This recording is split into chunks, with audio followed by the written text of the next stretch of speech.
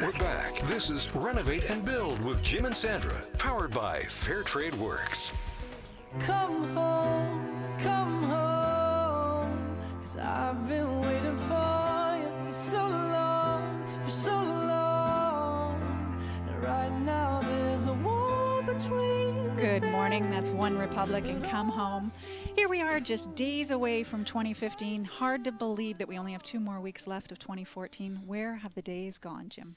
Good morning. Well, Sandra, I know where our days have gone at Fair Trade Works in 2014, and that's building. You know, that's what we do, and that's what we do best. We're super excited. I just had a corporate team meeting there to kind of reflect on what we have in 2015 coming up, and it's a jam-packed year already and super exciting, where we even across the country in Ontario, you know, we're in the rezoning process of a 72-acre luxury resort, and we're excited about where that's going to take us in the early stage of 2015. About 6 weeks ago, we closed on another 33 acres of commercial and residential land on Highway 7, halfway between Toronto and Ottawa. So April 2015, once the snow is gone, of course, we have to be weather conscious over there. All of the Ontarians know that long stretch and where you have to stop. So yeah, it's the exact. It's a great center. Exactly, it's point. It's a great piece of land we picked up there, 33 acres of land, and we're in the rezoning process already, and we can't wait to break ground on that, where we're going to have residential units, motel, restaurant, a couple of big box stores, and yeah, it's great to be working out of province. We love that. Locally in Vancouver, we are going to be working on Vancouver's biggest real estate office, which is kind of under wraps right now, but in the early year we'll be unveiling that and starting construction in January. We're working for Spud.ca, the local organic grocery store. We're going to be building their flagship retail store on the west side of Vancouver. Eric Cohen's phenomenal bank building downtown in West Pender, we're going to be building that into one of Vancouver's leading banquet halls. The Russell Brewery expansion out in Surrey. The Fraser Institute's new office. We're still continually working on 2 or 3 heritage homes in the Chauncey area. We have 2 or 3 new construction builds coming up, and probably about 10 or 15 large renovations. And then, of course, all our servicing and plumbing calls and small bathrooms and kitchens, etc. So yeah, it's an exciting time for most businesses in the province right now, or even in the country. There's a good feel going into 2015. Yeah, I think it's kind of ramped up. There's change ahead. We're part of it, and yeah, we're certainly, along with everything incorporated with Fair Trade Works, just excited about, you know, getting a break at Christmas time and then running into the new year, and just looking forward to a really exciting year. And with things being really busy, it's so often easy to forget about being environmentally friendly, or thinking about our sustainable solutions that we have in all of our homes and all of our businesses. So today, when we know that we're talking about the hardwood in our homes, we always have to bring in people who are experts in hardwood. And of course, we have our resident experts joining us this morning, Jeanette and Aaron, both of Cypress Hardwood Flooring. Good morning, guys. Good morning. We know you take green very seriously in your company, and we wanted to have you here today to talk to homeowners who may be thinking about putting hardwood in their home or restoring their hardwood floors, about your green solutions. What would you recommend if I was going to be installing a new hardwood floor and I was very concerned about green solutions in 2015? Where you would start is taking a look at, first of all, where the manufacturer gets their particular hardwood floor from.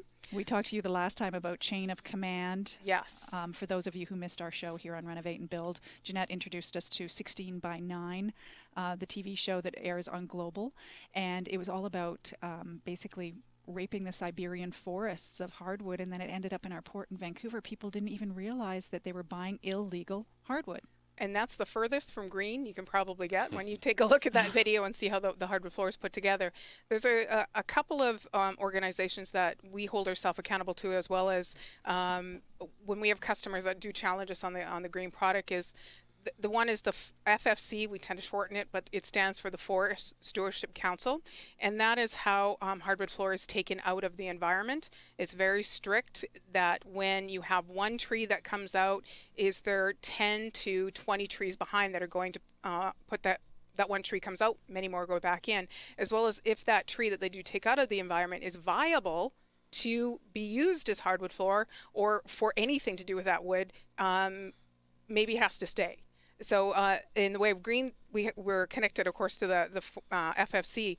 The other green products, of course, is understanding the methodology on how manufacturers put the hardwood floor together in the pre-finishing.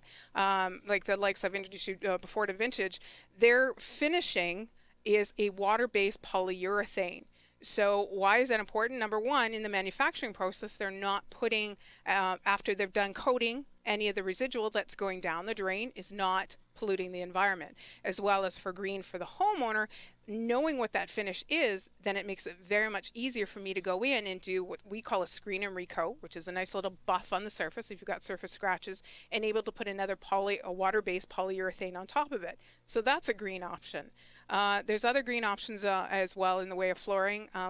We really haven't talked about it, but there's cork. There's cork flooring that is becoming, it's a little bit of a resurgence. I've been in this business now for about 8 years, and in this last couple of weeks, there's been customers asking about cork because it's a renewable product as well. Yeah.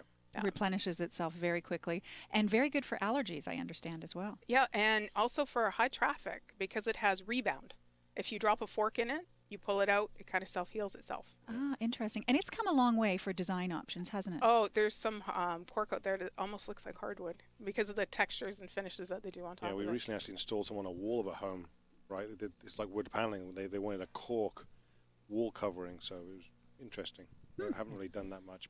And I guess it's a silent floor as well. Nice to walk on. It's not as, Absolutely, because most times there's a cork backer board and it's cork on the top. So it's a good option. Okay, so let's talk about pricing, because consumers obviously are always taking a look at the price tag. Truth or myth, eco-friendly flooring options are more expensive? That is truth. And the truth being that we get designers and builders and architects that want that leads points. I want a reclaimed floor. I want it to be coming from an old barn or a pallet or something like that.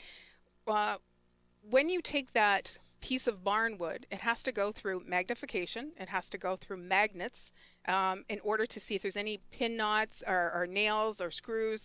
The Canfor mill, one of our manufacturers bought that old mill, and when they were going through making the planks, they actually found a bullet in the magnet, and it was quite interesting. Made for quite the plank. So think about it. It has to be A, taken apart, B, through these magnets and magnification, graded to see if it's okay to be made into a plank, either engineered or a solid plank, put together, finished, and so it's expensive. Just talking about pricing as well, that when you have a hardwood floor in your home and you know what the finish is, there's also a myth. So it's a truth myth situation.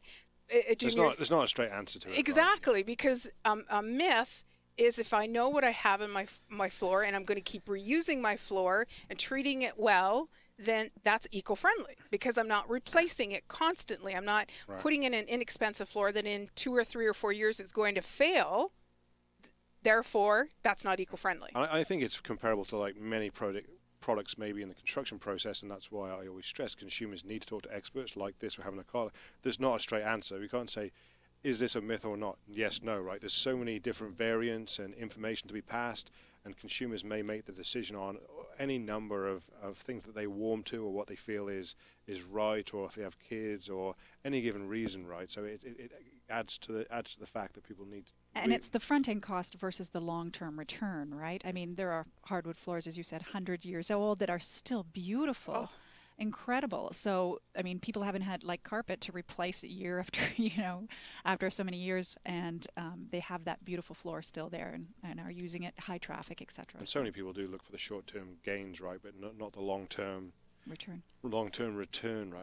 Back in the day, from mechanical family and background, there's diesel engines, right? Diesel engines are more expensive and the parts more expensive, but they lasted so much longer and they were so much more fuel efficient, right? So people need to have true stats about what's the right decision, product-wise, longevity-wise, investment-wise. So, and also what their piece of that eco story is in their house. They can't just rely on us because we're going to tell them how to care for it. But if they get it into their home and they start introducing strange chemicals or I like to call retail products to clean their floor, then in the long run that could build up on the floor, and then we're using much more, many more chemicals and things like that to get that finish off. So there's a two-sided to this whole green story, especially when it comes to hardwood flooring. Yeah, it's not just black and white, is it? No. There's many different options and solutions. Speaking of products, you brought some products. You were just talking about finishings on the hardwood. Jeanette, I see you've got a can here. Tell us what you've brought in today. For those of you watching our podcast, you can see this on the cameras. Loba, is that how you pronounce Loba. it? Loba. It's a product out of Germany. It's I brought in the oil maintenance. It's a floor finishing. I'm going to backtrack just a sec about eco-friendly floors. We all know who Arnold Schwarzenegger is. Back in when he was in power, he challenged the floor manufacturer finishing companies to come out with products that were eco-friendly, didn't pollute, zero VOCs, volatile organic compounds, and thus the birth or the resurgence of the old oiled floors. The ones back in the day, Sandra, before we started today, we were talking about how our mums or grandmas used to rent the big buffer and the oil, and you put it down on the floor and you buff it up, and that's how you care for the floor. Well, we are seeing a resurgence of those particular floors, floor coverings. So this is a vegetable-based oil, so non-toxic. The consumer can go and care for their floor without involving massive amounts of sandings. It doesn't smell. And there's now pre-finished manufacturers are putting this on in a factory, so you've got that good longevity floor, and then you as the consumer can keep it looking fresh for years and years and years to come without having to go through that full sanding portion. Yeah. And I think from one of our very first show, I'll get Aaron to talk about again how this being an eco-friendly floor when you have an unfinished, talk about why that's so important to the environment when you choose like an engineered hardwood floor, why doing this way is much better than putting in a solid hardwood floor as well. Yeah, like we had mentioned sorry, from I think it was the first show, just in regards to solid and engineered floors. And when you're thinking about trying to salvage trees and not having waste, I mean, obviously the engineered floors are going to be able to produce, you're going to have thinner veneers, which is going to help produce way more hardwood, as opposed to then a solid piece that you use up a lot of the tree for a couple pieces of wood. So the sustainability is much higher when we're using engineered, which of course really helps to make sure that we're not wasting anything, and people really care about that. So. And really, it's not important beyond that first layer anyways, is it? Because you still have space to do work if you have a scratch or that's right. you damage so it's your not, floor. when you're getting into the super thin veneers, right, then that can be an issue. But with the better quality products, they have a veneer that's 3.5 or above. And yeah, those you can resand. Those will last just as long as a solid piece of hardwood. Yeah, because in my experience dealing with consumers, that's their thing. It's like, I want a hardwood floor, and they think there's that kind of credibility and status and better quality in a solid hardwood floor, which is not the case. A myth. As a myth, because as you guys always say, the engineered stuff is a better product. It's more, it can work in all different sorts of climates, and it's just a more superior product. And the substrate as well, with the plywood or the pickets. Like with the picket style, you get to use a lot of material that's still good, but that's waste in the factory that you can use now in the core, right? Which is not inferior. It's smaller pieces, so you get to use them in the core, which there's absolutely no waste then. Yeah. I'm actually using this, the pieces that I brought in. This particular consumer wants this beautiful 3-inch wide. They're 4 feet to 10 feet long. I'm getting so excited thinking about this floor. That all we're going to do is put an oil on it. They don't want a water base. They just want that, like I said, that old-fashioned, just oil it. So the natural wood, because... so will it be shiny, Jeanette? No, it'll be matte. It'll be matte, okay. And you'll still feel the texture of the wood through the floor. And think about it. You have a tree, it has naturally oils occurring in it. So as soon as you take that tree and it starts to dry, it kind of loses that luster. So I'm basically giving it a little drink, and it will bring that wood back to its natural beauty. So it's a beautiful way to do a floor, and a consumer can stay in the home while this is going on, because there's no toxins and they're being kicked in the environment, which is very green. We just built a house last year actually where we just used cedar, tongue and groove on the outside, unkilned, dry and untreated, and they were environmentally conscious, and we just used linseed oil and we just ragged it on, and then they do it every year as part of their maintenance of their home, and it looks fantastic, and it's a completely natural product. And like you say, they give the exterior of the house a drink after the long summer, and it just rejuvenating. It's really aging really well. I want to talk more about finishes in just a moment, but for those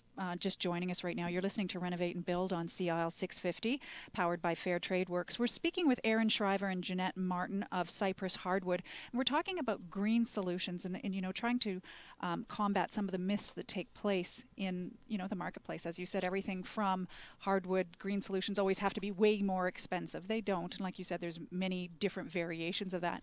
When you were talking about the different hardwood finishes and that, you know, some people don't want a sheen on there, what options do consumers have when it comes to the different finishings that they can get on their hardwood? There's the oil penetrating finishes, water-based finishes. What is? I'm putting you in the hot seat here. Yeah. Moisture cured finishes. Moisture cure, which means the finish is suspended in a liquid, and as that cures, the moisture cures off, the finish starts. Would say that's about it. And we do tend to use a lot of the water-based finishes. It's easy for cleanup. It's non-toxic, especially if you've got a homeowner that wants to still live in the house. They can live in the basement. You can keep doing it. Your oil penetrating finishes can be pretty smelly. I often say that it smells like the worst bar you've ever been in your life. That strong alcohol smell, because the oil is suspended in alcohol, and as it evaporates, the oil is penetrating into the wood. Well, where is that alcohol and that off-gassing going to go? And it can be pretty smelly. And with all the different finishes, you have the option of the different sheen levels in the finish. Yeah. So either it's a matte to satin, semi-gloss to a high gloss finish. They've really come a long way, because in recent, you know, in the past, often you just kind of had one or two options and that was it. Now high you gloss, semi-gloss. Exactly. High gloss, semi-gloss. Yeah, that's so true. And depending on your use, you know, kids, bare feet, etc., it can really, as we've talked about before, make it really labor intensive to have hardwood. Wood now you can have it any option you want for any type of use. And the key piece to that, continuing on the green story, is the maintenance of those particular finishes in order to keep them looking good in your house. You never want to use any harsh chemicals. My favorite one from way back when is a little vinegar and water in a spray bottle in a microfiber cloth.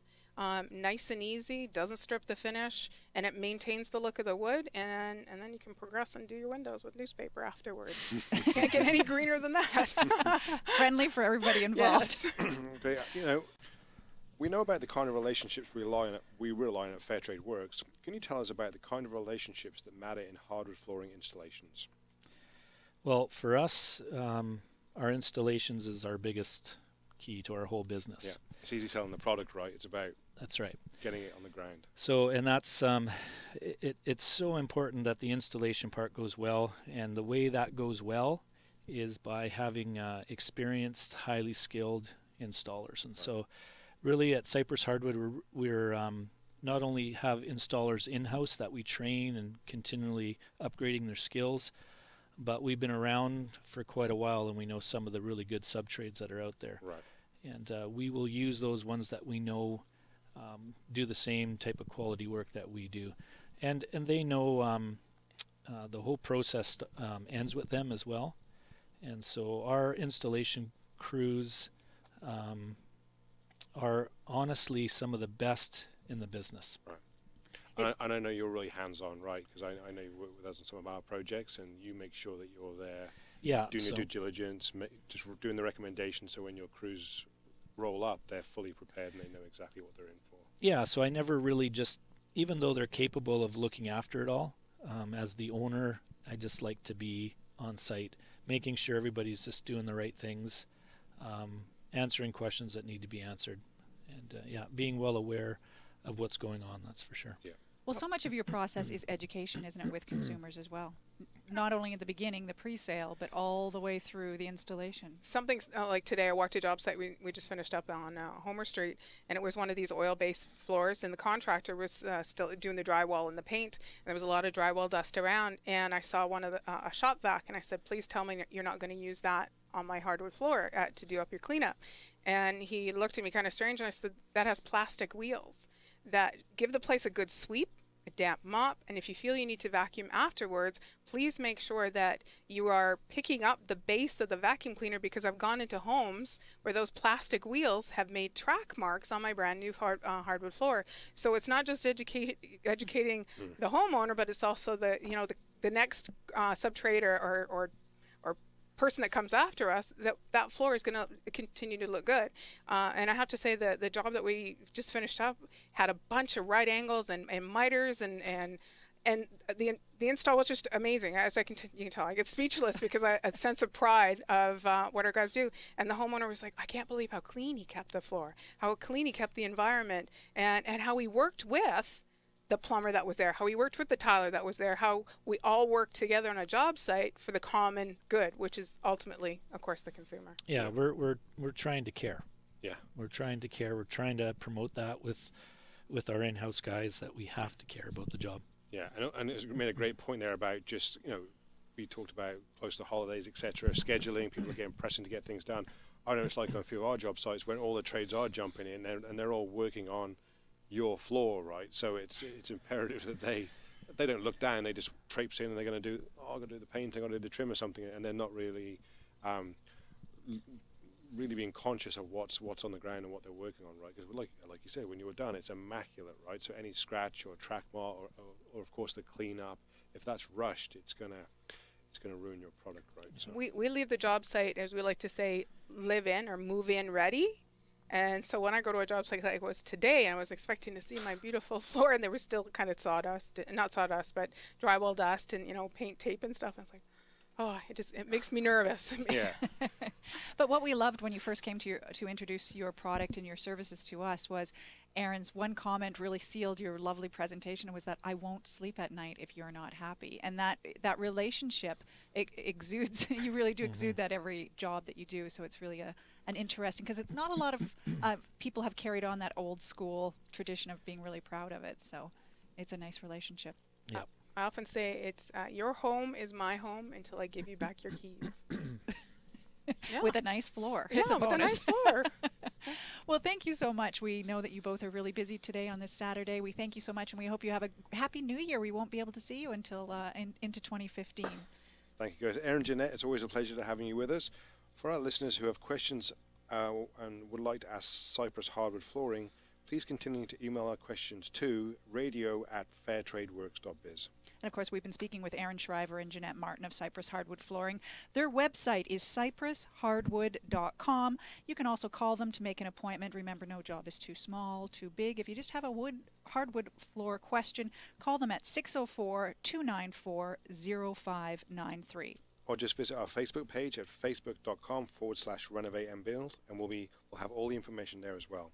If you're interested in getting your house on the market, or you're hearing more about the markets, on Radio Real Estate this morning, right after the show at 10 o'clock here on CL 650. Did you guys know, before I let everybody go here, that Vancouver has made it a goal to make our drinking water the best of any city in the world?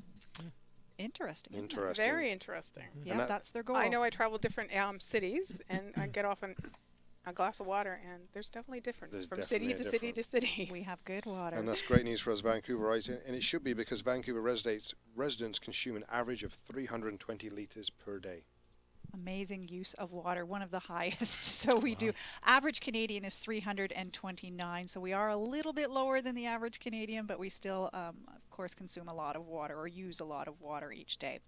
The city of Vancouver is actually targeting to meet or beat the strongest of British Columbian and Canadians for the international drinking water quality, as I mentioned, by 2020. That's the guidelines that are set out. In the meantime, if you need just clean drinking water for your family, you can listen to Meg and Gary, who are going to be talking about water filter solutions on Product Face-Off, coming up next. There's still lots more ahead. This is Renovate and Build, powered by Fair Trade Works with Jim and Sandra.